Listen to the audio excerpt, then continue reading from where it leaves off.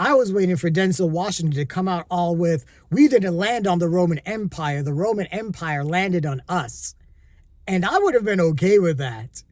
Here are my immediate thoughts on Gladiator II.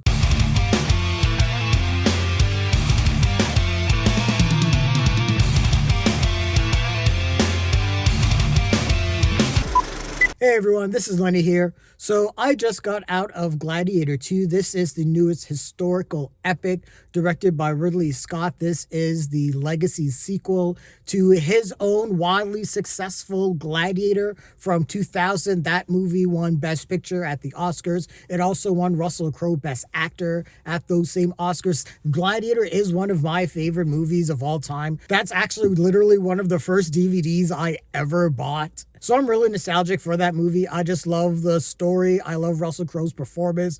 I think Joaquin Phoenix's performance is so wild and over the top and grandiose. So I was looking forward to this, even though I thought to myself, I think the same as a lot of people, was this really needed as a sequel? So coming into this, while I was sort of hopeful because I love me some Ridley Scott. This is the dude who did obviously Gladiator, Alien, Blade Runner. So, I'm always down for Ridley Scott. He just has, his own vision. I consider him, one of those auteurs that has his own vision. He has, a great eye when it comes to scope. Napoleon wasn't, his best movie, but still the scope and scale of the movie I was still really impressed with. So when he decides to go grandiose, I'm all for it. Paul Mescal plays Lucius, and Lucius is the son of Maximus from the original Gladiator. And Lucius grows up under another name, and he has a wife, and his wife is killed in a battle against the Roman Empire that comes in and basically takes over their land. The leader of the Roman Empire, or the general, is played by Pedro Pascal. He plays Marcus Acacius. And Pedro Pascal is pretty good. I mean, he's pretty reliable and a pro in pretty much anything he does.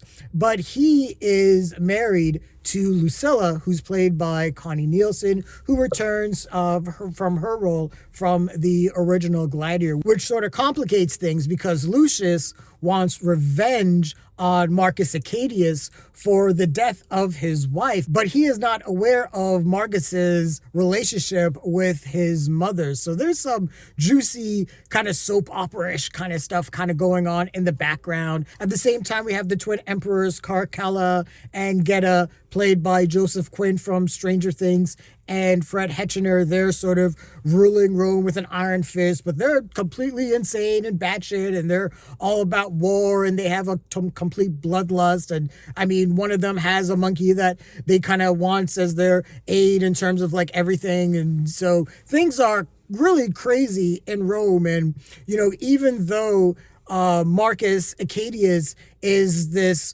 beloved general in the Roman Empire, he has his own trepidations about, where Rome is going.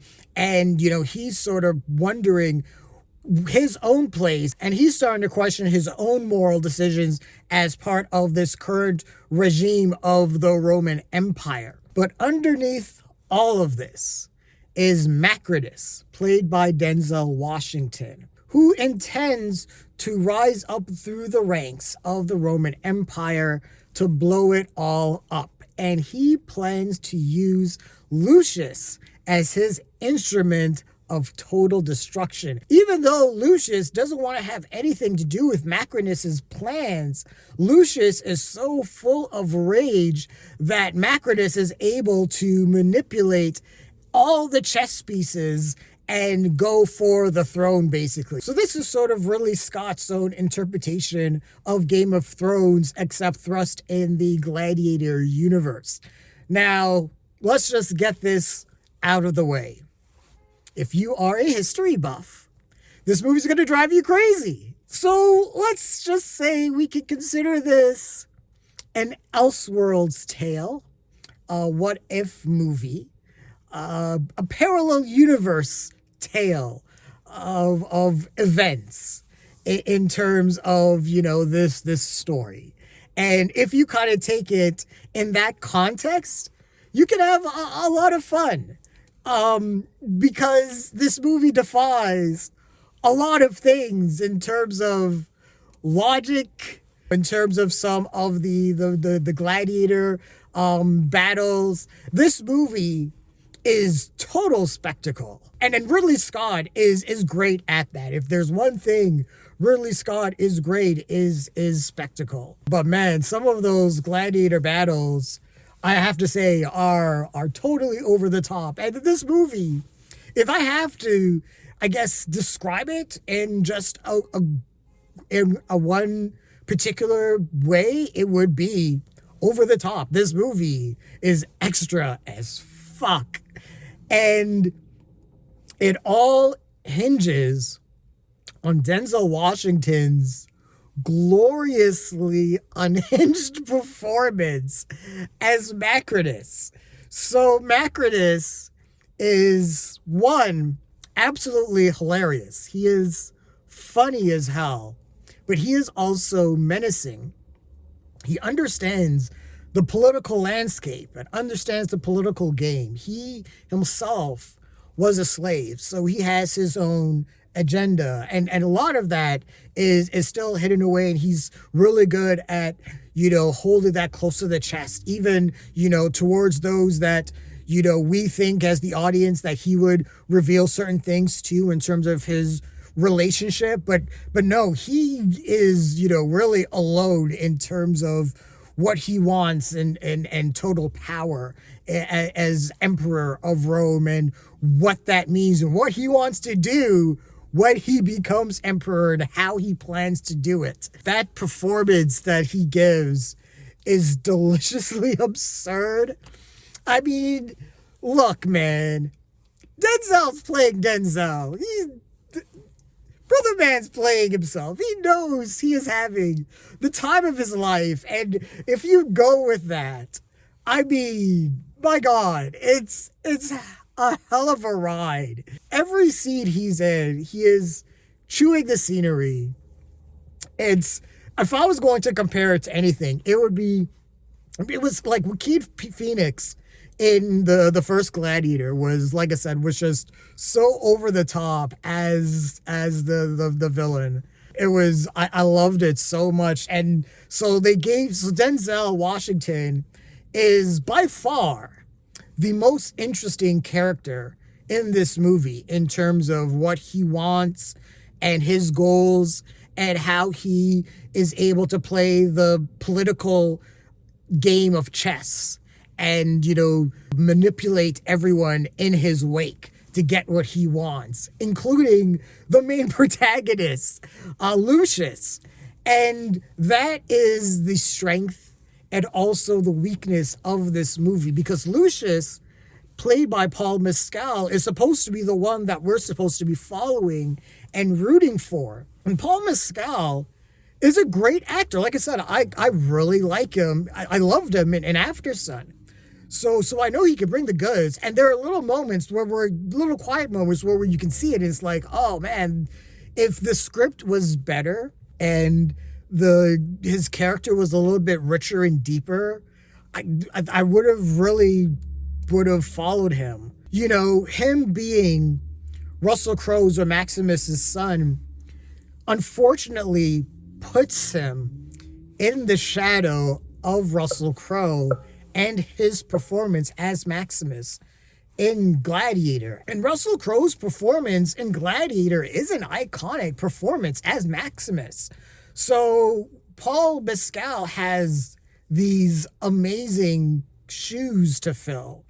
And it's not his fault that he's not able to fill those shoes. That is the fault of the screenplay. Because, it plays everything one note with him. We were introduced to, his character as an adult, and his character has his wife, and we really don't know a whole lot about her. She dies, and then he's taken as a slave.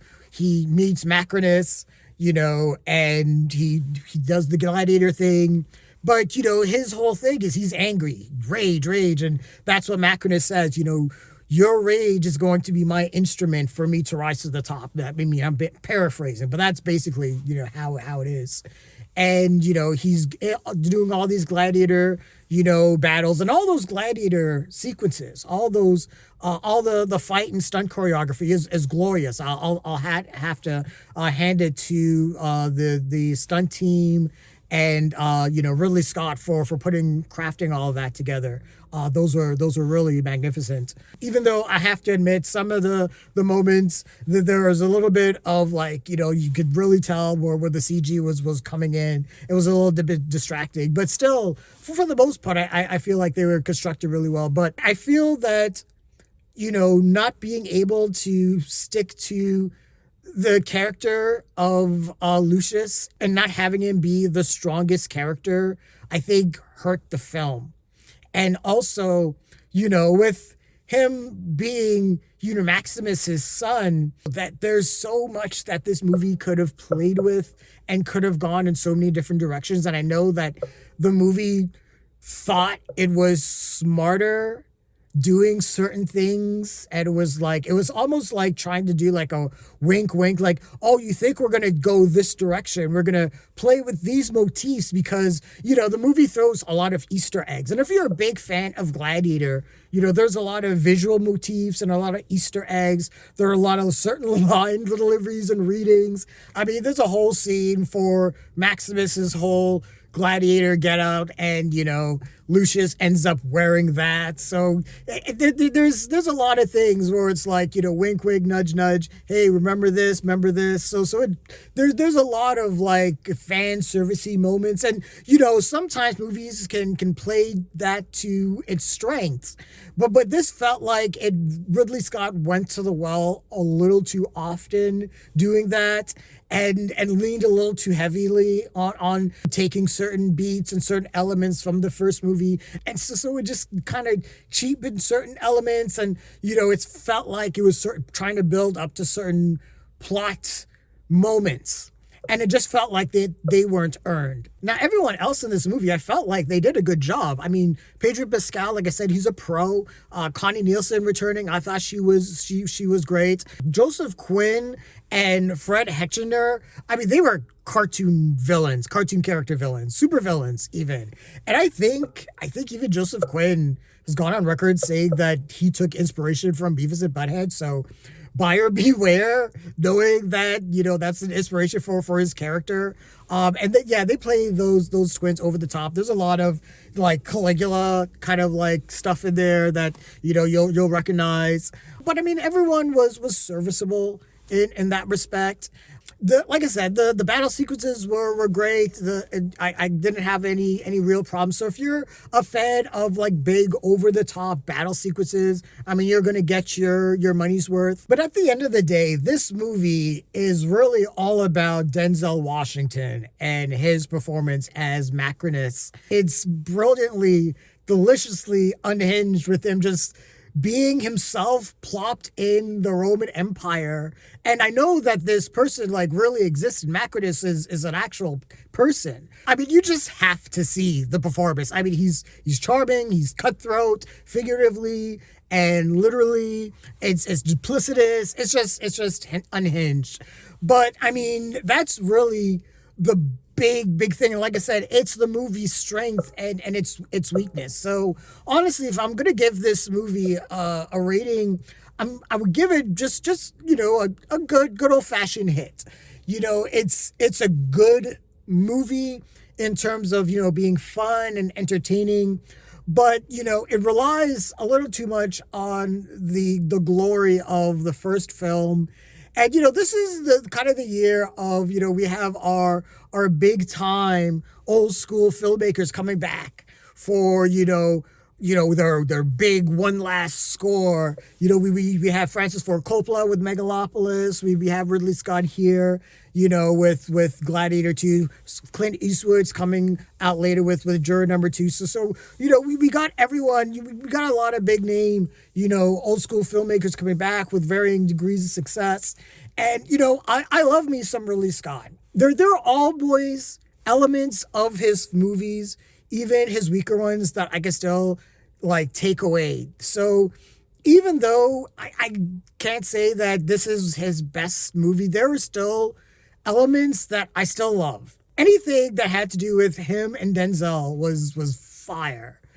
And I could see, that they must have had the time of their lives working with each other, because you can see the joy Denzel is having playing Macrinus. Man, it is a joy to watch him. And really that's the main point and reason to watch this movie. I don't know if it's going to be one of those performances that's going to get him like another Oscar nomination. It is like, a show stealing performance. If he gets one, I mean, hey, that would be awesome. But I mean, it's a wild, over the top performance. And I'm just talking so much about it because I mean that's the movie. Gladiator II is the Denzel Washington show, if I was going to really say anything else. But yeah, see it for that reason. If you liked that, if you like, seeing him, do his thing, and you like big gladiator scenes with monkeys and sharks and rhinos and ships, and I think some of that stuff happened, and I think a lot of it didn't. I'm just gonna say, like, again, 15% of this movie really happened. Maybe. But yeah, those are my immediate thoughts and feelings on Gladiator 2. What did you guys think of the movie? Share your thoughts, leave your comments, like the video, subscribe to the channel, and don't forget to hit that bell icon so you can get notifications as well. Thanks a lot, everyone. Take care.